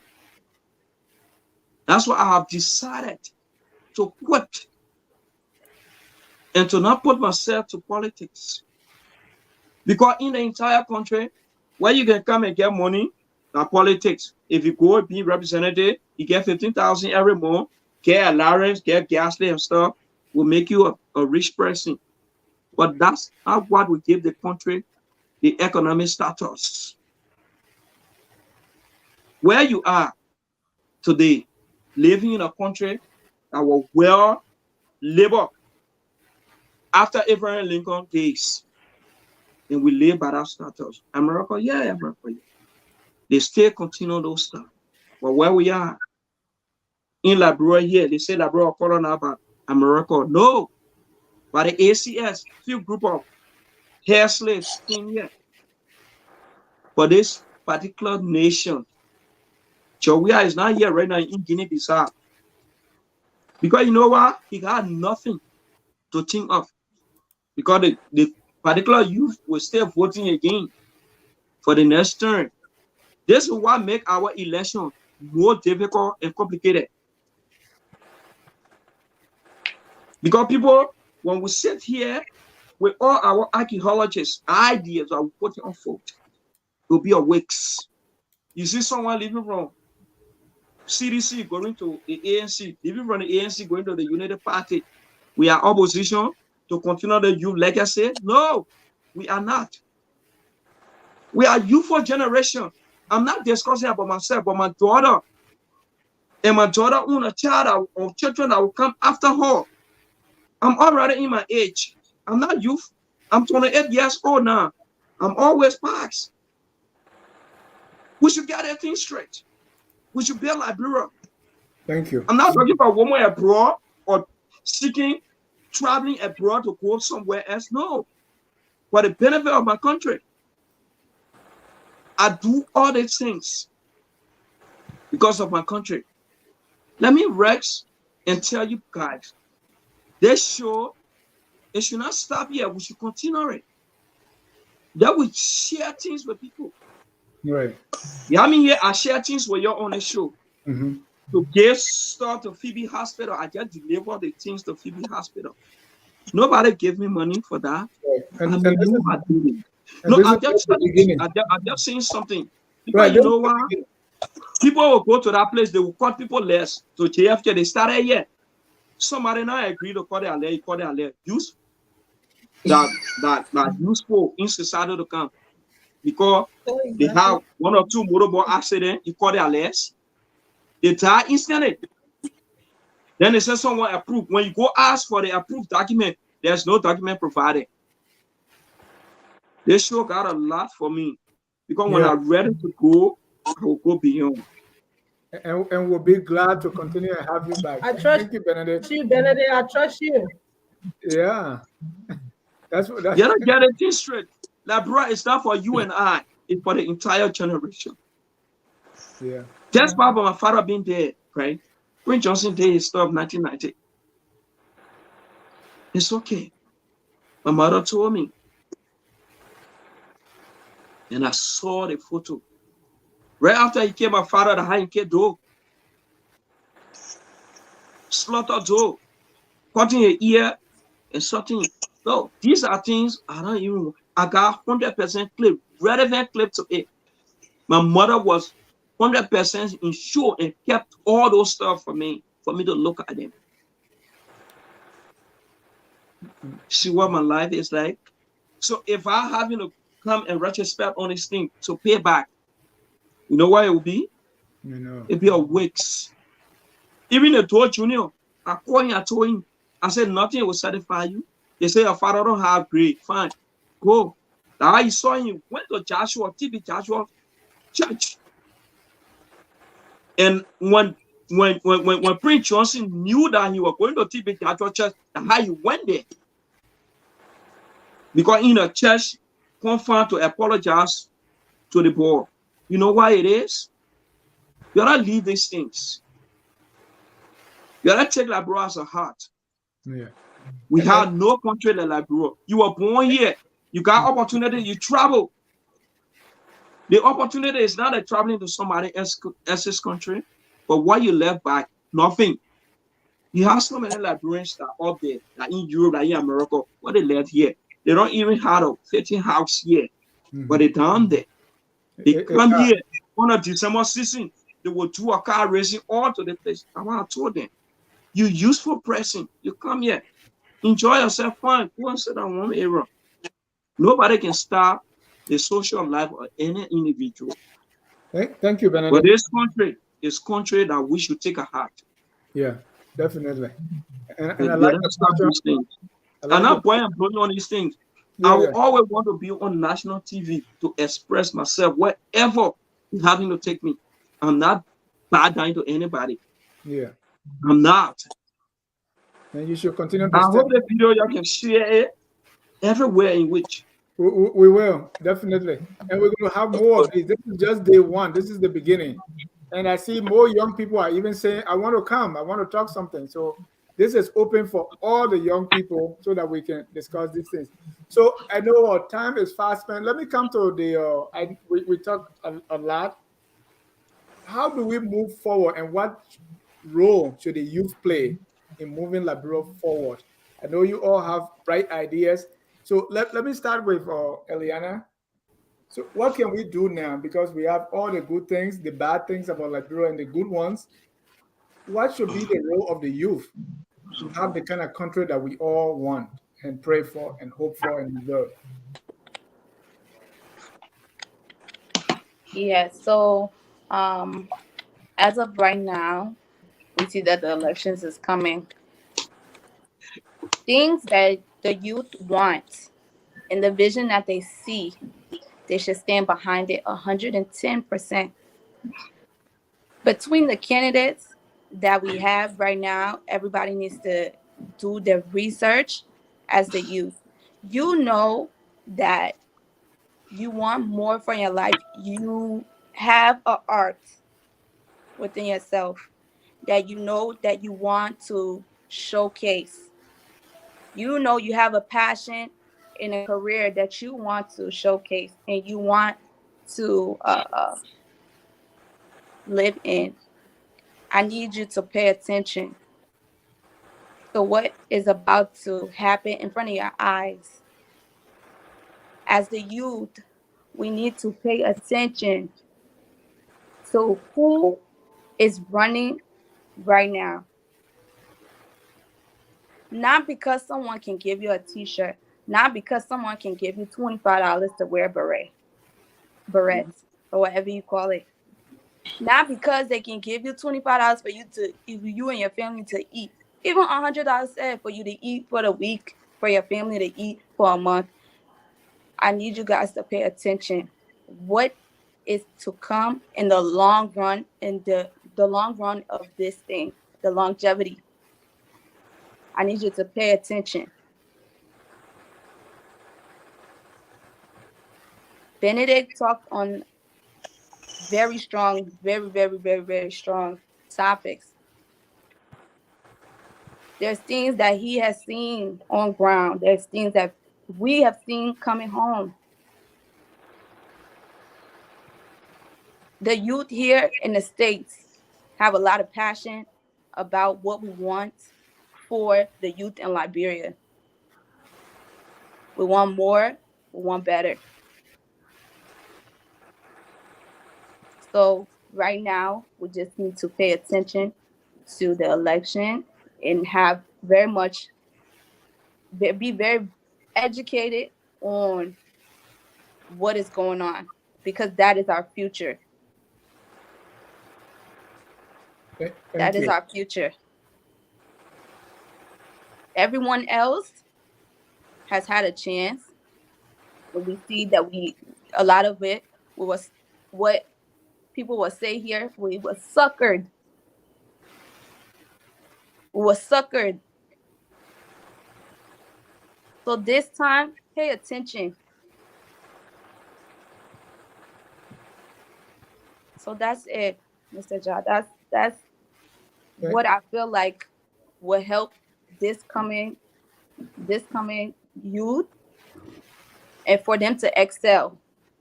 We have to have someone there that really cares about our future. Because the people of the past, can you hear me? The people of the past they did not care. So pay attention, please. I beg y'all, pay attention.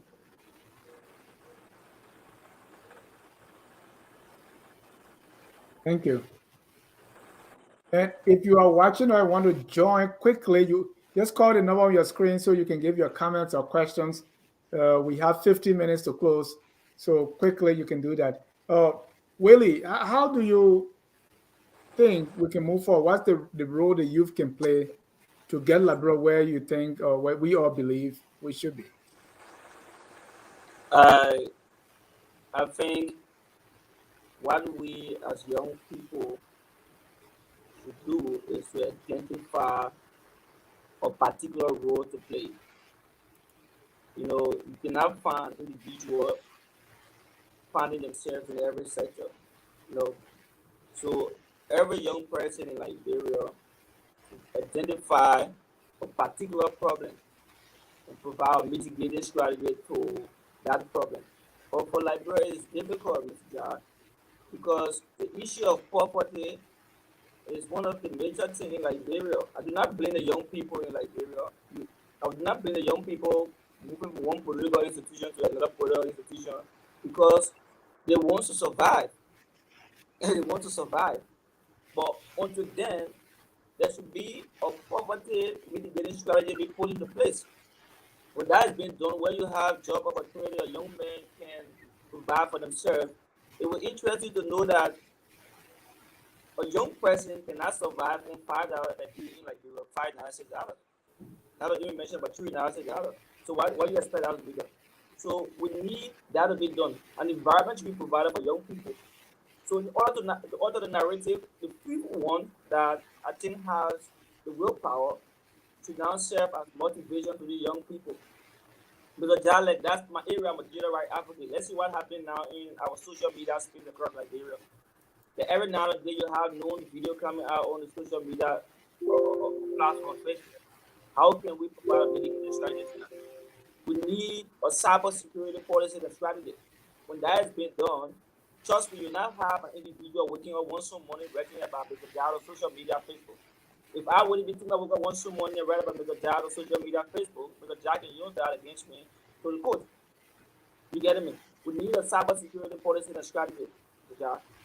Mr. Jack, one of the major things that I think we need to do as a young people, like I said earlier, we should identify a particular role that we can play. If you have Benedict that find himself within the agricultural sector, let Benedict play that role for politics. But if you allow politicians to come and ruin your program, definitely by default, you definitely decide to be a politician, you're going to work with politicians. So there are funds out there, there are donor funds out there that individuals can write in the platform. Once you apply for the donor fund, you can implement the project. There are a lot of young people in Liberia that are making significant strides for politics. So I think we young people, we should identify a problem or identify a fight in every sector of our development economy and work towards achieving that for the betterment of Liberia. Other than that, we will continue to be used by politicians for their self-interest. Thank you very much. Thank you. Snatty, what should be the role of the young people?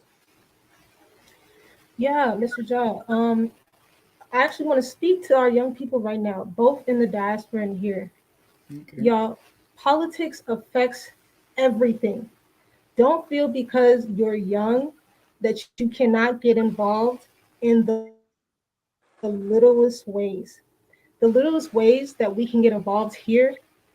You have family home, you have cousins, you have brothers, you have sisters, you have family. Talk to your family. You can't say, oh, I'm tired, but nothing is going. Politics involves everything. It comes in the reformation of policies and laws. It affects healthcare. It affects our daily, day-to-day lives. It affects your education. It affects your ability to actually get jobs. Don't say that I'm tired. I understand, and we're with you. But it starts here and now, y'all. We are 93 days. Let that sink in. 93 days until the general election, October 10th, right? Politics affects everything. That's where it starts. So do your part. The way you can do your part, in my friends, my fellow Liberian brothers and sisters, is to get involved, is to register to vote. Fight. Use your ballot, use your voice. That's how you fight. Y'all, we can't keep doing the same thing expecting different results.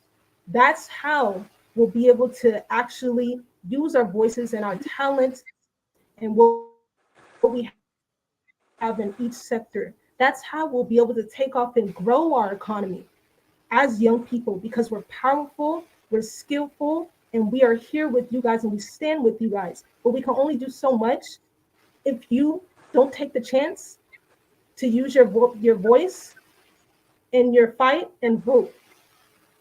Vote for the person on their credibility. Vote for their integrity, their hearts and minds. If they have your best interest at heart, see who was in government before. See our leaders before. See their track record. How does that align with what you want to do? We can't keep doing the same thing and saying we're tired. This is your chance. We are standing here with you. We are with you all. But you have to do your part, because we're going to do everything that we can here to help. This is the last shot. Everything in this world, globalization right now, we're evolving. Digital transformation is here. Our country can't keep on falling behind. Look at Ghana. Look at Nigeria. We're supposed to be one of the world superpowers on the West, in the sub-Saharan region, really. My guy Willie is here. He's in information communication technology, and he'll also tell you, he can account for those numbers. There's digital transformation that's happening in every sector. Our banking sector, our agriculture. Most of y'all have great skills to be entrepreneurs. Our private sector is one of the greatest contributing factors to developing a nation. But there's only so much we can do if the leadership above is not intact to help and has your best interests in mind. So it starts with your vote. Vote for a right person who has your best interests, a clean hand governance. Vote for the person who has the capability. Vote for the person who has the resources, the networks. Vote for a person that wants you to be seen and heard. We're creating that awareness right now. And side note, Mr. Job, we have an organization that focuses on voter awareness and voter education. It's called All Roads Lead to Liberia. Just shouting that out. I want you guys to follow that, because you guys get to hear from our time in real time, hearing and coming from Liberian youth here in the diaspora in Liberia. We get to educate you guys on these things, and we just get to talk and lecture, and we want to hear from you, some of your experiences, some of your pain points, some of your challenges. We want to hear your successes. We're with you. We stand with you, but it's the intention. And this is what we talk about, speaking to your hearts and minds. Allow yourself to get this one more chance. Think of it as you having one more chance to change your future and your children's future and your children's children. Look around the world right now. Digitization is here. We are in a country that is not modern. Why should a country be left behind? Everything rises and falls on leadership. So please, I take this time to plead with you, my brothers and sisters, here in the diaspora and back home. Want more for yourself. And the way that you can want more comes from the decision that you make in making this vote and your voting decision. Your vote is your power. We can do this. We love you all. We're standing with you and we're with you. Thank Thank you. you. Thank you so much. I think we lost Benedict. but we want to draw this. Let me see if there's one. Uh, Somebody is calling in now, so let me see if I can get a one calling.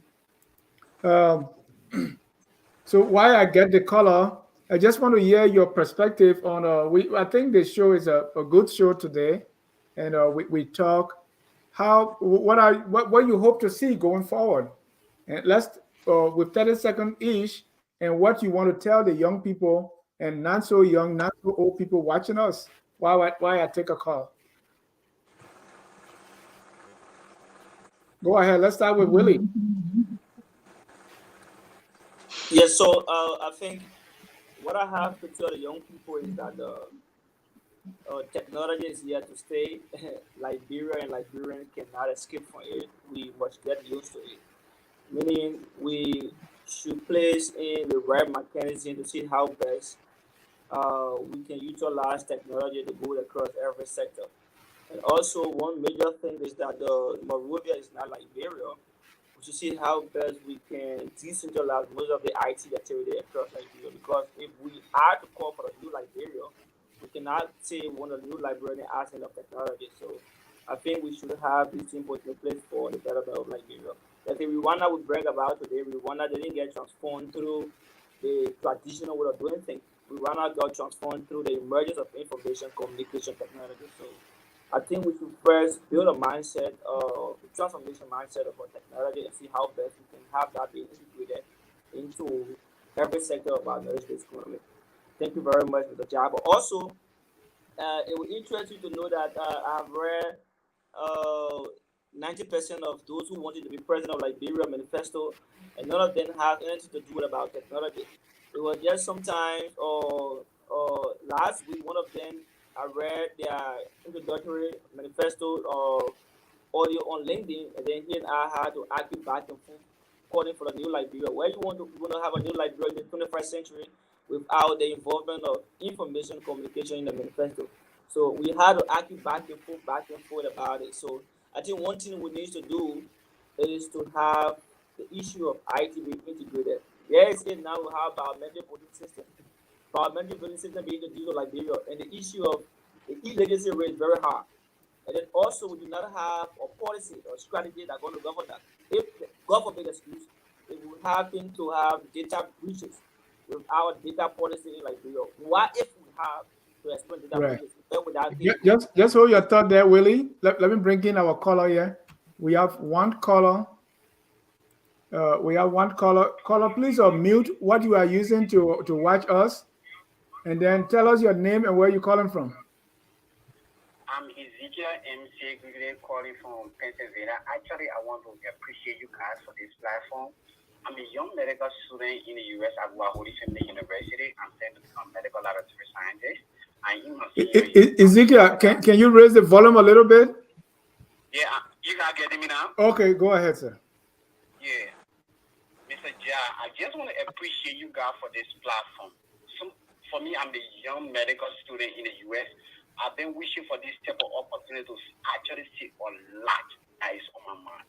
But I basically just called tonight to appreciate you guys for this platform, because this will not be my last time you guys hearing my voice, because I will be one of those that will be even begging you to come online, because this is something that will help with the youth, with the young people.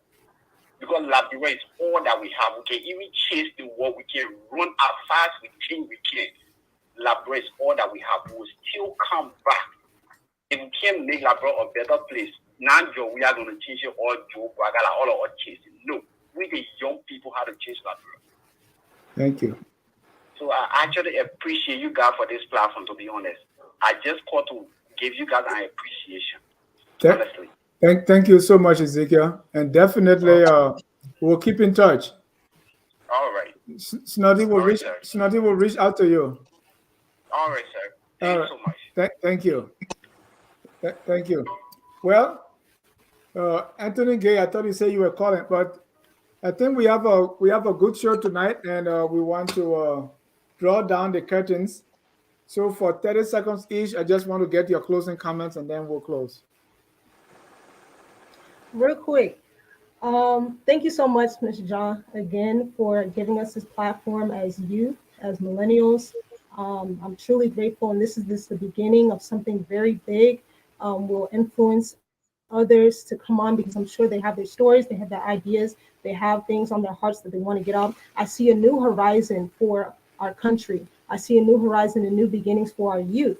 I see a new beginning, a new horizon to empower our ladies, especially our young women. Big shout out to y'all. We're looking forward to seeing more of you guys come on this show and express your talents, your ideas, and your concerns and your passions. So thank you so much, Mr. John. Appreciate it. Thank you so much. Benedict, before you go out again, we just need 30 seconds for your closing comments. Uh, I would like to say I'm sorry for my growing up because I'm No, no, only halfway. it's not your fault. So yeah, so yeah, so I would like to say this, and I would like to say to the many youth in and out of Liberia,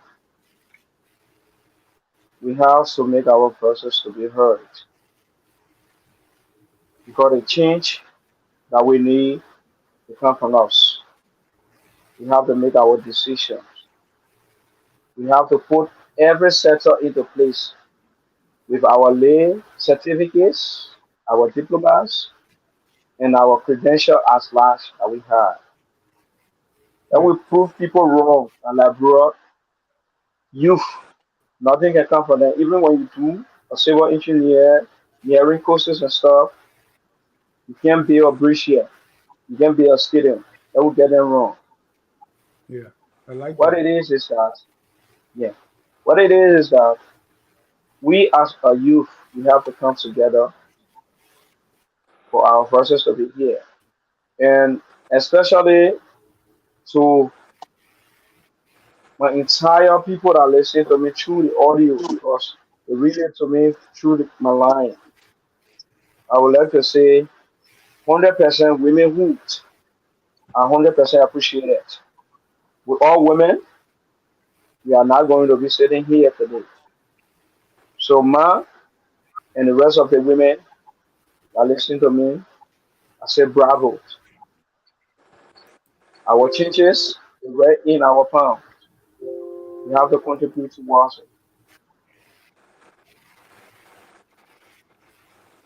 Okay. Thank you.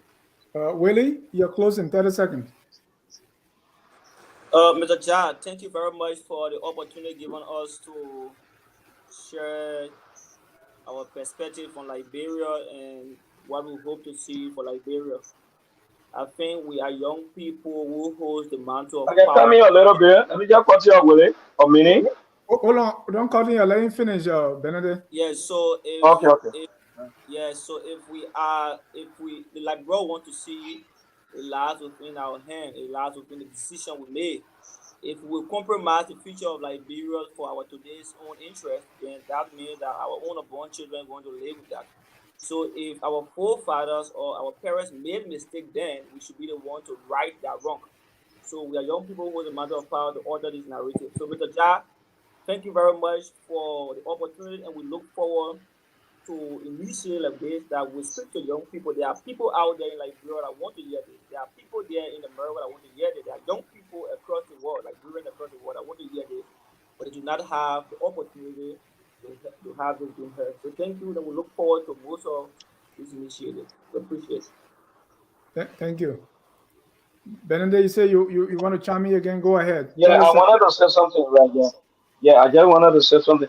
I was off. I never knew what you were like discussing. I just came to conclusion. Yeah, it's okay. Just let's conclude. All right. Uh, Yeah, so I will like conclude on this, right? I will like conclude on this. I 100% appreciate the entire technology team, government network engineer, right?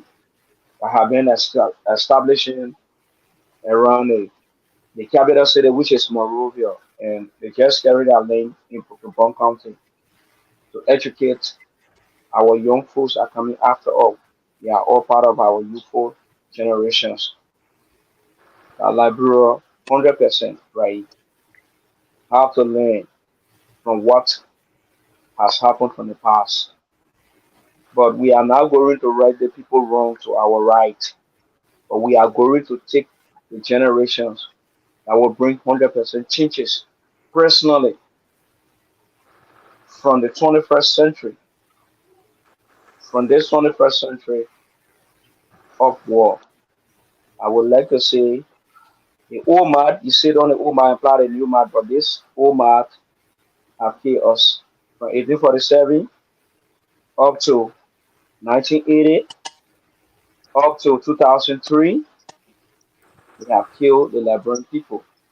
So I'm begging all those youth, they should not sit on the old mat and apply because the old mat are old one in a new bottle. We should go from the new era that we will see our country develop. And I hope somebody that will win the presidency position that will start from where we want to start from. Change all old folks and bring new folks. Thank All you. my students that are in Rwanda, I started with them at a youthful age. I did have a conversation with them. We have to change from the old folks to the new folks. So, youth of Liberia, let us make our voice to be heard. The next time we coming on this show, I will share everywhere so everybody can come and share their verses so we can make our contribution to the next change and the greater change that will come for our country. Thank you. Thank you. Eliana, you got the last word. Yes, I want to say thank you, first of all. I want to say thank you for everybody that joined today to have this discussion. Um, all the viewers, you that are watching back home in Liberia, do not give up. Do not give up on yourself. Do not give up on your dreams. Continue to keep faith that one day you will be where you want to be. It might be tomorrow. It might be in 93 days. Do not give up. I love you guys. And like everybody here, we want better. We want better for the youth. We want better for the whole country at large. We want better. So again, thank you. Thank you everybody for coming on tonight. And you guys, God bless and take care. One love. Thank you. One Thank love. you so much. Thank you, ladies and gentlemen. Thank you to our viewers. We've moved the time for the Liberian History Channel during this summer. Saturday is it's hard, so we are moving the time to 7 p.m. on Wednesdays. This Wednesday, we're going to be discussing who are the natives of Liberia. Who are the natives? We hear that a lot, but so we want to. So please join right here on Focus on Liberia. Again, I want to appreciate all of you. This is just the beginning, and we're going to see more of this. To our viewers who are watching, and even those who will watch later, always watch Focus on Liberia, where we educate, we elevate, and promote all things Liberia. On that note, we end with our song that says, "We are all Liberians." Whether you are Pele, Mano, Mandingo, Congo, Crew, or Gribble, we are all Liberians. Have a good night and God bless you. We are Liberian. Liberia is our home. Liberian people. Yeedia, you raise the everyone. Liberia, oh. Yeedia, you raise the everyone. Liberia, Liberia.